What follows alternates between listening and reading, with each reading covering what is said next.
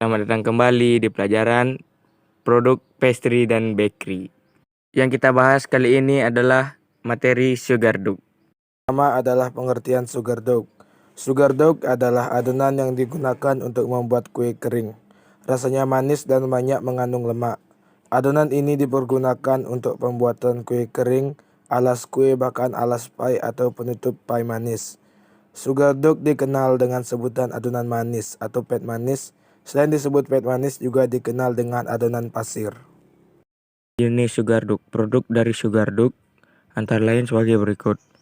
Macam-macam kue kering, sugar dough sebagai alas pada layer cake, sebagai kulit pie terdapat pada fruit, turtle, tar buah, terbuka dan sebagainya.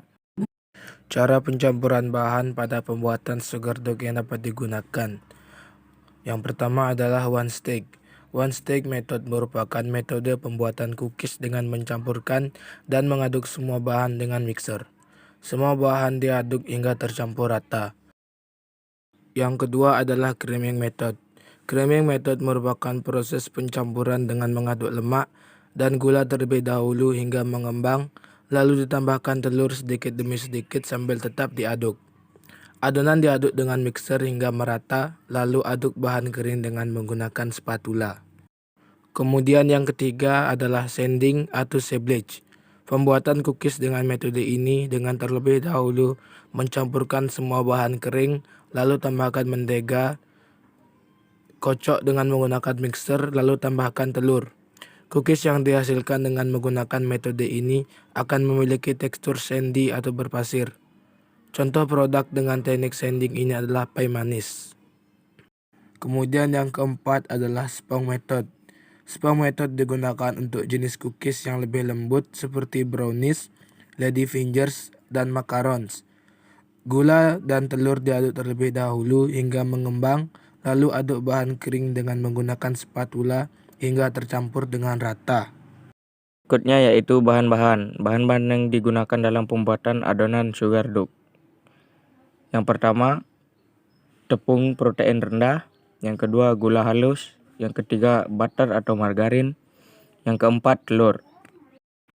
Tepung terigu sebagai bahannya karena tepung terigu merupakan bahan utama sekaligus sebagai pembuat struk atau cookies.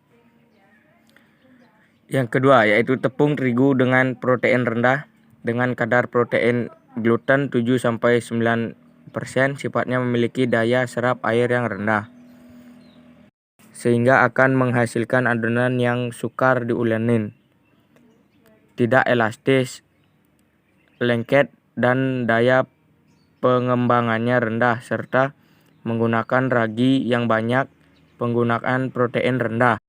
Bertuju agar produk yang dihasilkan dapat kering. Yang ketiga, cocok untuk membuat kue kering, pie, dan kue-kue yang tidak memerlukan proses fermentasi. Tetapi tepung ini merupakan energi yang lebih kecil dalam pencampuran dan pengocokan adonan dibandingkan dengan jenis tepung keras. Gula halus berfungsi sebagai untuk menambahkan rasa manis pada produk. Kandungan gula juga membantu memberi warna kecoklatan atau karamelisasi pada saat proses pemanggangan. Penggunaan gula halus bertujuan agar gula lebih mudah larut dan tercampur saat proses pencampuran.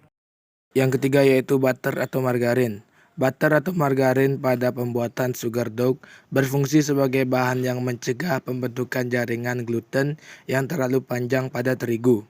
Lemak juga berfungsi sebagai penambahan rasa gurih dan meningkatkan cita rasa dari produk tersebut. Yang keempat yaitu telur. Telur berfungsi untuk mengembangkan kue dan memberi rasa lembab pada saat digigit. Kuning telur sendiri menghasilkan warna panggang yang baik.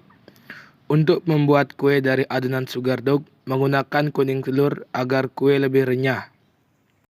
Alat-alat yang digunakan dalam pembuatan sugar dough yaitu baskom aluminium, mixer, spatula, balon whisk, kuas, rolling pin, timbangan, ayakan, pisau pastry, pastry wheel, Letik cutter, pastry pitcher. Kriteria hasil adonan sugar dough. Hasil sugar dough yang baik memiliki kriteria sebagai berikut. Yang pertama, adonan mudah dibentuk. Yang kedua, crispy atau renyah setelah dipanggang. Yang ketiga, tidak terlihat butiran dari gula. Yang keempat, tidak keras. Faktor penyebab kegagalan dari kue adonan sugar dough. Yang pertama, masalahnya kue keras. Penyebabnya adalah terlalu banyak tepung, pengadukan yang terlalu lama atau berlebihan. Cara mengatasinya adalah pada waktu menyiapkan bahan, ukuran harus diimbangi dengan teliti. Setelah terigu masuk, aduk sampai rata dan dibiarkan di lemari pendingin. Yang kedua adalah kue melebar. Penyebabnya adalah terlalu banyak bahan cair, putih telur terlalu banyak digunakan. Cara mengatasinya adalah bahan cair diukur sesuai dengan keutuhan. Sebaiknya putih telur tidak dipergunakan atau penggunaannya dibatasi sehingga kemungkinan kue melebar sedikit.